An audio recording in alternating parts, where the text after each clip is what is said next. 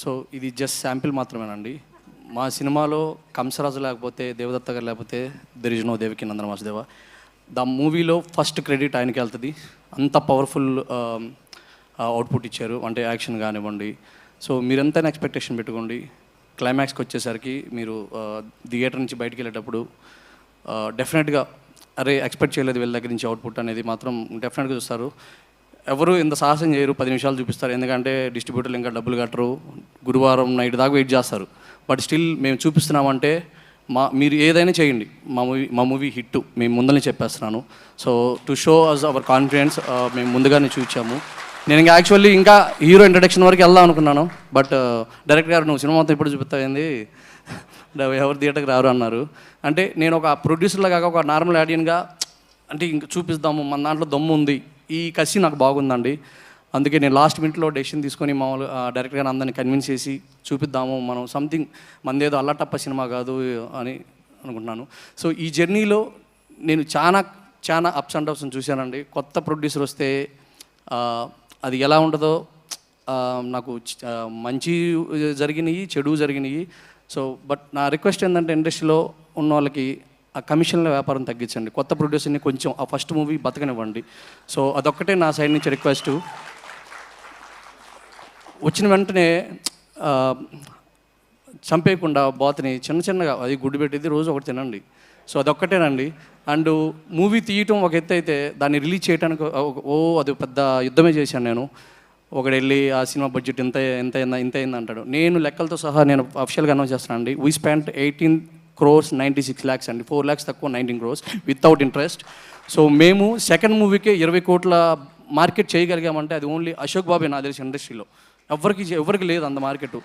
అంటే movie stamina కానివ్వండి, అశోక్ గారు ఆయన యాక్టింగ్ కానివ్వండి, అసలు రేపు నెక్స్ట్ లెవెల్లో ఉంటుంది.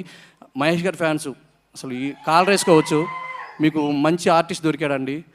మన జూనియర్ ఎన్టీఆర్కి ఆది స్టూడెంట్ ఎంత పెద్ద బ్రేక్ ఇచ్చాయో కళ్యాణ్రామ్కి అతను ఒకడే, ఈ మూవీ అంత బ్రేక్ ఇస్తుంది. సో నేనేదో డబ్బా కొట్టట్లేదు, రేపు మీరు థియేటర్లో చూడండి డెఫినెట్గా అమ్మ ఇంత సినిమా తీసేరేంద్ర బాబు, పెద్ద సినిమా అది. సో నాకు 2-3 బ్యాడ్ ఇన్సిడెంట్ ఎదురైనాయి రీసెంట్గా లాస్ట్ 1 వీక్లో. అరే వాడితో ఎక్కువ చెప్తున్నాడు, 20 లక్షలు అడుగు 30 లక్షలు అడుగు అంటే మా సినిమాని నచ్చింది వాడికి, బయటకు వచ్చి అంత చేయదు ఇంత చేయదు అని మాట్లాడితే నాకు కోపం వచ్చేది, బూతులు వచ్చేవి. బట్ మా డిస్ట్రిబ్యూటర్లో నువ్వు తిట్టమాకు, ఓర్పు పట్టు రిలీజ్ అయ్యేదాకా, ఎందుకంటే మేము ప్యాషన్తో వచ్చామండి తీద్దామని, అంతేగాని మా డిగ్రేడ్ చేసి తక్కువ కొట్టేద్దామని. సినిమా నచ్చిద్ది వాడికి, బాగుంది అంటాడు, బయటకు వచ్చి అంత కాదు ఎంత కాదులే అంటే ఇవన్నీ చూసుకుంటూ వచ్చాను. సో నా ఎదుగుదలకి తోడ్పడ్డా మా ప్రశాంత్ వర్మ గారికి డెఫినెట్గా నేను రుణపడి ఉంటానండి. నేను చాలామంది హీరోల దగ్గరికి వెళ్ళాను, ఎవరు నన్ను కథ ఏంటి అని అడగలేదు. ఫస్ట్ హీరో అశోక్ గారే. సో డెఫినెట్గా పెద్ద లెవెల్కి వెళ్తారు. అండ్ మా జయదేవ్ సార్కి అండ్ పద్మ మ్యామ్కి so thank you sir, thank you so much, always behind మీ. సో ఏదన్నా టైం టు టైం చెక్ చేస్తూ మీ కోఆపరేషన్ నేను మర్చిపోలేను. ఎక్కడో మాది ప్రకాశం జిల్లా ఒంగోలు దగ్గర కోనంనేనివారిపల్లెం అని ఒక చిన్న పల్లెటూరు. సో మా ఫాదర్ ఈజ్ ఎ ఫార్మర్. మా నాన్న ఇచ్చింది నాకు చదువు ఒక్కటేనండి. చదువు బాగా చదివాను, అంటే బాగా చదివాను అంటే 5 years చదివాను సార్ ఇంజనీరింగు, అంటే బ్యాక్లాగ్స్ తోటి. సో బట్ నాకు ఎక్స్ట్రా నాలెడ్జ్ ఎక్కువ. అప్పట్లోనే యాహూలోకి వెళ్ళి ఏఎస్ఎల్ ప్లీజ్ అని కొట్టేవాడిని. సో అంత నాలెడ్జ్ ఉండేది. సో అదే నాకు ఉపయోగపడింది. చదువు నేను చదివింది ఏది ఉపయోగపడలేదు. ఎలక్ట్రానిక్స్ చేశాను, దాంట్లో సబ్జెక్ట్ ఏమీ లేదు. సో నా కంప్యూటర్స్ ఉపయోగపడ్డాయి. చంద్రబాబు గారు లాంటి విజనరీ లీడర్ వల్ల ఇక్కడ సాఫ్ట్వేర్ వచ్చింది. దాంతో నేను ఫిలిప్పైన్స్ వెళ్ళాను, ఆర్కెల్, ఐబిఎం పెద్ద కంపెనీలు చేశాను, మైక్రోసాఫ్ట్లో చేశాను. సో ఇదంతా మా ఫాదర్ గారండి.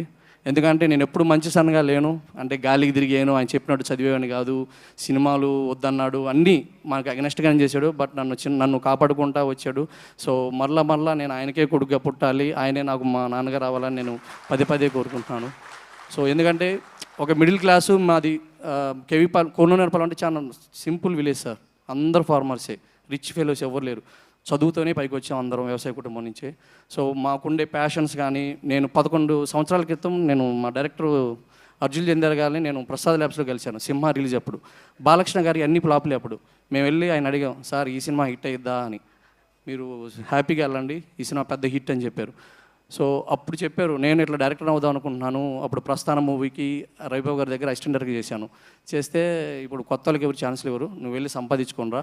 అట్లాగే 11 years నేను అబ్రాడ్లో ఉండి నేను చాలా సినిమాలు ఇప్పుడు డిస్ట్రిబ్యూట్ కూడా చేశాను సార్. సో తర్వాత మళ్ళీ బ్యాక్ వచ్చి ఆయన కలిశాను. తర్వాత ప్రశాంత్ గారిని కలవటం జరిగింది. అక్కడి నుంచి ఈ జర్నీ స్టార్ట్ అయింది సార్. అంటే మాకు ఎంత ప్యాషన్ ఉంటే ఒక 11 years తర్వాత కూడా అది గుర్తుపెట్టుకొని ఇక్కడికి వచ్చి మేము అనుకున్న budget below 15, but it went up to 19 crores. So మేము ఎప్పుడు బడ్జెట్ ఎంత అవుతుందని ఏం లేదండి, పెట్టనంతవరకు పెట్టాము. ఎందుకంటే మేము కథని చూసాము, కథని నమ్మాము. సో రేపు థియేటర్లో మీరు వచ్చిన ప్రతి ఒక్కరికి ఇంటర్వ్యూల దగ్గర మీరు ఏదైనా ఎక్స్పెక్ట్ చేయండి, మీరైతే మేము చెప్పేంత వరకు ఇది అని గెస్ చేయలేరు, అంత స్ట్రాంగ్గా చెప్తున్నాను. సో ఇక్కడికి వచ్చిన బోయపట్టి సార్కి అండ్ జయదేవ్ సార్కి అండ్ ప్రశాంత్ వర్మ గారికి, శ్రావణ్ గారికి, మా హీరోయిన్ మానస అశోక్ గారికి, సుధీర్ బాబు గారికి, మా డైరెక్టర్ అర్జున్ గారికి, దేవదత్త గారికి ఎన్ని థ్యాంక్స్ చెప్పినా సరిపోవండి. So is an amazing actor. మా ఆర్ట్ డైరెక్టర్ గారు శేఖర్ గారు, మా డిఓపి ప్రసాద్ మురళి గారు, రసూల్ గారు, మా భీమ్స్ గారు, అండ్ మా మాటల రచయిత సాయి మధుపుర గారు.